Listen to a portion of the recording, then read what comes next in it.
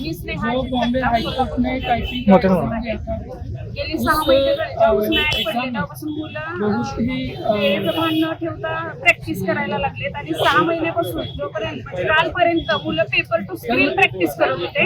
कोणतीही पूर्वकल्पना देण्यात आली नव्हती की स्क्रीन टू स्क्रीन होणार आहे म्हणून एक्झाम. त्याच्या आधी सगळी एक्झामची झाली पेपर टू स्क्रीन झाली आणि आता अचानक तिथे गेल्यावर समजले की स्क्रीन टू स्क्रीन एक्झाम आहे. त्यामुळे भरपूर मुलांचं यात नुकसान झालंय. दुसरी गोष्ट की जे तुम्ही ऍड मध्ये सांगितलेलं की 40चं स्पीड पाहिजे, तुम्ही जर पॅसेज बघितले तर ते 60 स्पीडचे पॅसेज होते. जेवढी आकडेवारी होती, जेवढे पॅसेज लेंथी होता त्यात आकडेवारी मुलांना स्पीड धरता आले, मुलांना रिदम धरता आला. त्यामुळे स्पीड सुद्धा कोणाला लागलेलं नाही. फर्स्ट टाइमचा जो पॅसेज होता तो पॅसेज जरा सगळ्यांनी बघावा.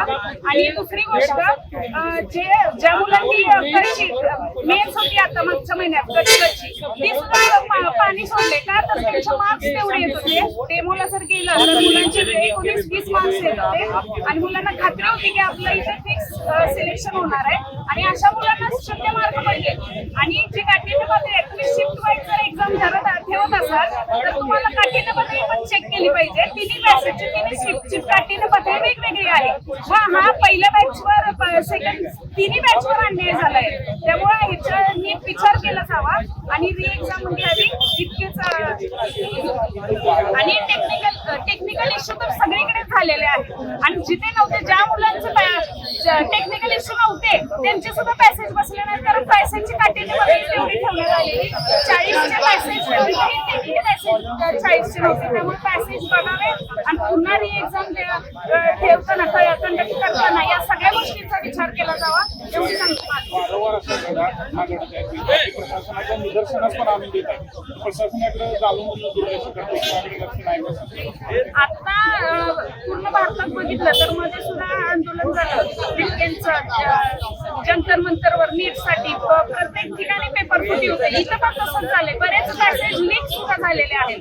आमच्या पण प्रत्येक वेळेस जर मुलांनी रस्त्यावर येऊन जर आपल्या मागण्या पूर्ण करायच्या तर काहीच अर्थ नाहीये या व्यवस्थेला.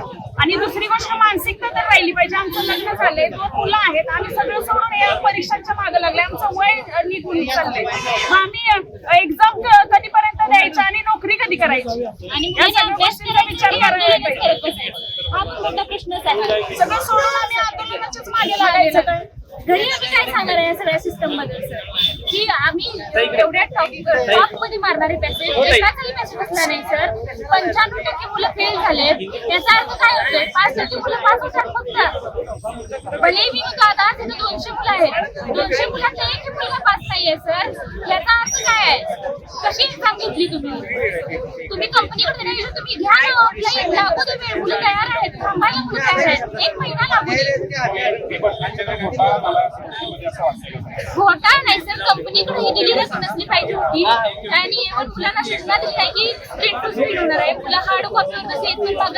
मुलांचा पूर्ण कोर्टावर विश्वास होता आणि अजूनही आहे. म्हणून मी म्हणते की माननीय न्यायालयाने दाद घ्यावी आणि ही एक्झाम परत घ्यावी.